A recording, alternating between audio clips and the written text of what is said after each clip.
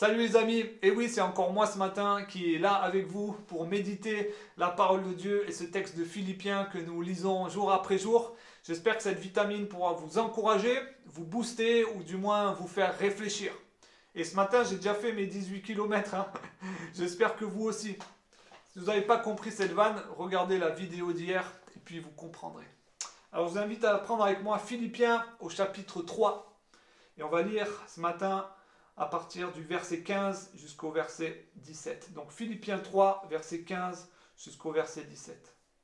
Nous tous qui sommes spirituellement adultes, c'est cette pensée qui doit nous diriger. Et si sur un point quelconque vous pensez différemment, Dieu nous éclairera aussi là-dessus. Seulement, au point où nous sommes parvenus, continuons à marcher ensemble dans la même direction. Suivez tous mon exemple, frères, et observez comment se conduisent ceux qui vivent selon le modèle que vous trouvez en nous. Ce matin, j'aimerais m'arrêter sur le verset 17, où Paul s'exprime de la façon suivante envers les Philippiens. Suivez tous mon exemple, frères. Ça m'interpelle quand même.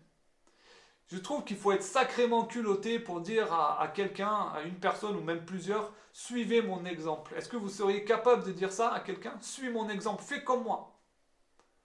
Et ça m'a interpellé et invité à me poser deux questions. Il y a quelques jours, j'ai eu la joie de communiquer par Skype avec un de mes vieux amis qui était mon pasteur dans le sud de la France à l'époque, qui s'appelle Daniel. Et cet homme a toujours été un modèle pour moi. Il a toujours été une sorte de mentor. Et je lui ai même demandé cette année, de façon intentionnelle, de me coacher, de me tirer vers le haut, de me reprendre, de m'avertir, de m'encourager, de me booster.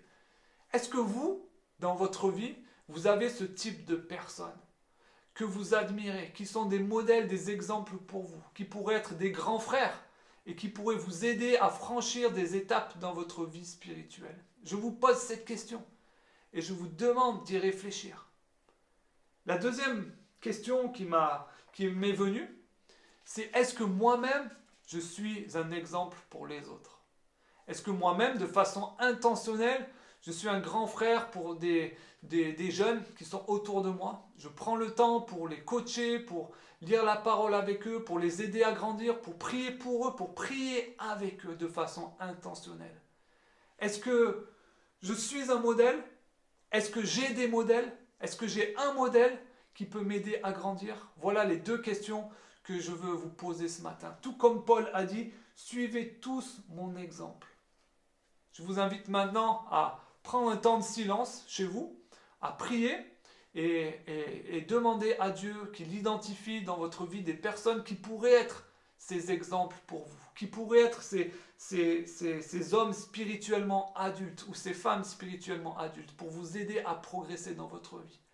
Et peut-être, si Dieu vous révèle une de ces personnes, appelez cette personne et demandez-lui, est-ce que tu veux bien être mon grand frère spirituel et me coacher, m'aider, m'encourager? Et de la même façon, réfléchissez quelle personne plus jeune que vous pourrait avoir besoin de votre aide et pourrait avoir besoin de suivre votre modèle et de faire peut-être du discipulat, de prier avec vous ou une chose comme cela. Voilà, prenez ce temps maintenant et je vous encourage vraiment à traduire toutes ces questions en action et je vous dis à très bientôt. Ciao les amis.